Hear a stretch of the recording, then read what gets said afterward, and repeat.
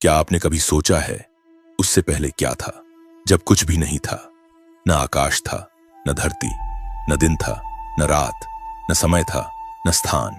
केवल एक मौन था, गूंजता हुआ मौन, और उस मौन में छुपी थी एक चेतना, आदिशक्ति। आदिशक्ति केवल एक देवी नहीं, वह ब्रह्मांड की पहली सांस है। वह शक्ति जो सब कुछ उत्पन्न करती है, सब कुछ पालती है और अंत में सबको समेट लेती है। वह न रची जाती है, न जन्म लेती है। वह स्वयंभू है, जिसे स्वयं ईश्वर भी उत्पन्न नहीं कर सकते, क्योंकि वही ईश्वर का मूल स्रोत है। आदिशक्ति का अर्थ है प्रारंभिक ऊर्जा, वह प्रथम कंपन जिससे पूरा सृजन शुरू हुआ। और यही आदिशक्ति आगे चलकर त्रिदेवी बनी, सरस्वती, लक्ष्मी और पार्वती। और उन्हीं की कृपा से महादेव का तेज भी प्रकट हुआ। बहुत पहले की बात है, जब कुछ भी नहीं था। न धरती थी, न आकाश, न सूर्य, न चंद्रमा, न समय का कोई बहाव। था तो केवल एक परब्रह्म, एक निराकार अचल चेतन ऊर्जा। और उसी परब्रह्म की इच्छा से प्रारंभ हुआ सृजन का विचार। परब्रह्म ने सोचा, मैं एक हूं परंतु अनेक होना चाहता हूं। यह विचार ही पहला कंपन था, और उस कंपन से उत्पन्न हुई एक दिव्य ऊर्जा, जिसे हम आज आदिशक्ति कहते हैं। आदिशक्ति का जन्म किसी देवी के रूप में नहीं हुआ था। वह पहले शुद्ध चेतना थी, आवाज से भी पहले, नाद से भी गहरी। वह कंपन थी जो अंधकार में छिपा प्रकाश थी। उनके प्रकट होते ही ब्रह्मांड में गति उत्पन्न हुई। जहां पहले केवल मौन था, वहां अब लहरें उठने लगीं। यह था सृजन का पहला बीज। आदिशक्ति ने सबसे पहले पुरुष तत्व की कल्पना की, एक शक्ति जो सृजन को स्थिरता दे सके। और तभी प्रकट हुए शिव, जिनका कोई आदि नहीं, कोई अंत नहीं। एक योगी, समाधि में लीन, मौन और पूर्ण। लेकिन शिव केवल मौन थे, वो चेतना थे, परंतु गतिहीन, सिर्फ अस्तित्व, बिना क्रिया के। तभी आदिशक्ति ने उन्हें संबोधित किया, हे शिव, मैं ही वह शक्ति हूं जो तुम्हें गति देती है। मेरे बिना तुम शव हो, और तुम्हारे बिना मैं केवल एक बिखरी ऊर्जा।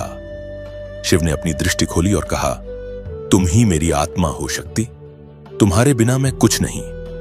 और वहीं से प्रारंभ हुआ सृष्टि का प्रथम संतुलन, शिव और शक्ति का मिलन।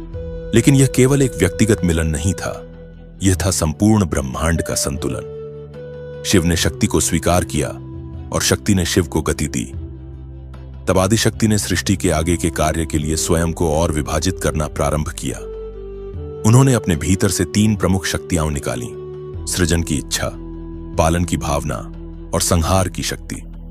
इन 3 गुणों से उत्पन्न हुए त्रिदेव ब्रह्मा, विष्णु और शिव। जी हां, जिस शिव की हम बात कर रहे हैं वो महाशिव हैं, त्रिदेवों में एक। परंतु जो मूल शिव हैं, जो आदि थे, वो आदिशक्ति के समकालीन हैं। वो निर्गुण शिव, निराकार, शांत और शून्य में स्थित। और इस तरह जहां पर ब्रह्म से उत्पन्न हुआ आदिशक्ति, वहीं आदिशक्ति से आगे फूटा संपूर्ण ब्रह्मांड का रंगमंच। कह सकते हैं आदिशक्ति कोई एक देवी नहीं, बल्कि ब्रह्मांड की प्रथम स्पंदन है। वो ऊर्जा है जिससे विचार बना, वो विचार है जिससे सृष्टि बनी। जब आदिशक्ति और शिव का मिलन हुआ, तब सृष्टि का संतुलन तैयार हुआ।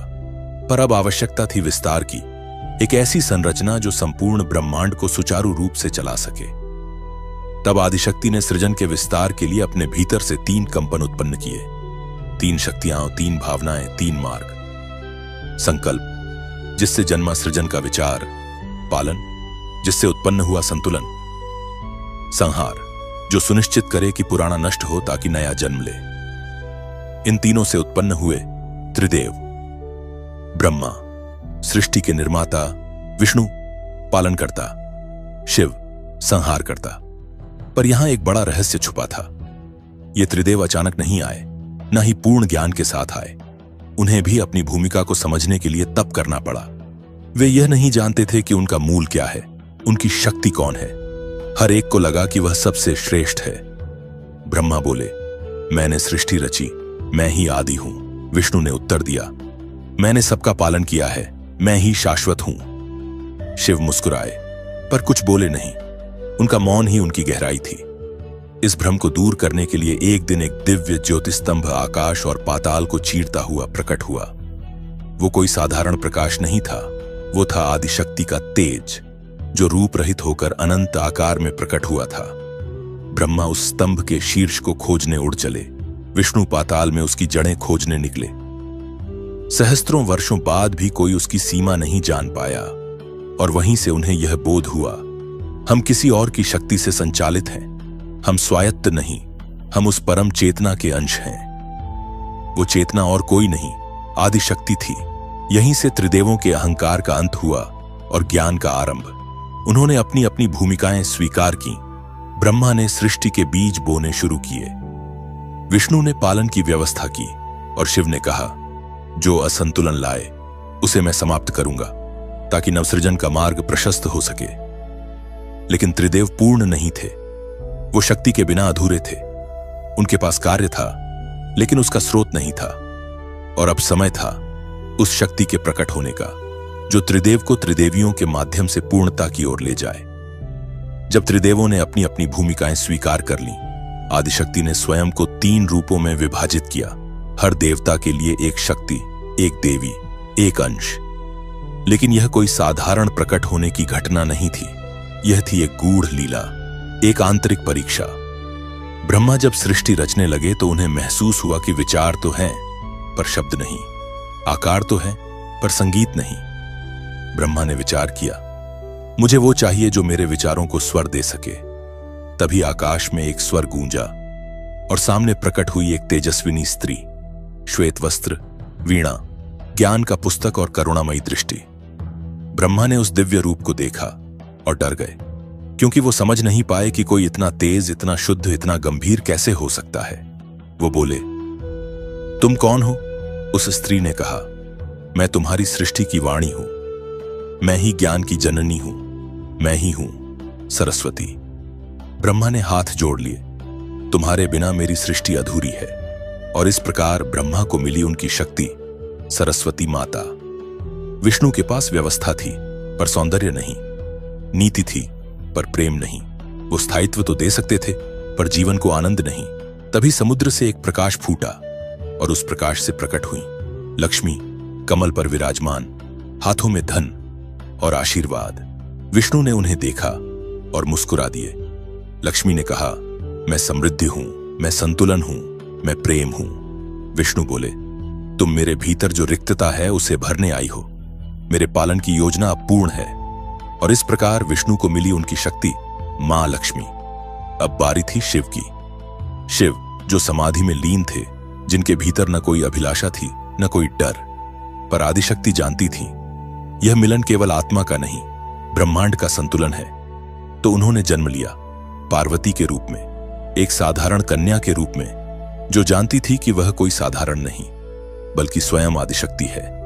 पार्वती ने कठोर तप किया, सालों तक बिना भोजन, केवल शिव का ध्यान। और जब उन्होंने शिव को संबोधित किया, शिव ने आंखें खोली और मुस्कुरा दिए। न कोई डर, न कोई भ्रम, क्योंकि शिव ने शक्ति को कभी बाहरी नहीं समझा। वो जानते थे शक्ति उन्हीं का ही एक रूप है। और इस प्रकार पार्वती का मिलन शिव से हुआ।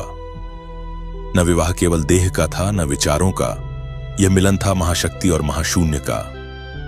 इस प्रकार त्रिदेव को मिली उनकी त्रिदेवी। तीनों ने अपने कार्यों में पूर्णता प्राप्त की, और ब्रह्मांड अब एक संतुलन की ओर बढ़ चला। इस ब्रह्मांड में कोई अकेला पूर्ण नहीं, शिव भी नहीं, शक्ति भी नहीं, पर जब दोनों मिलते हैं तब होता है पूर्णता का जन्म। आदिशक्ति और महादेव केवल 2 देवी देवता नहीं, वे 2 तत्व हैं। एक गति है, एक स्थिरता, एक लय है, एक मौन।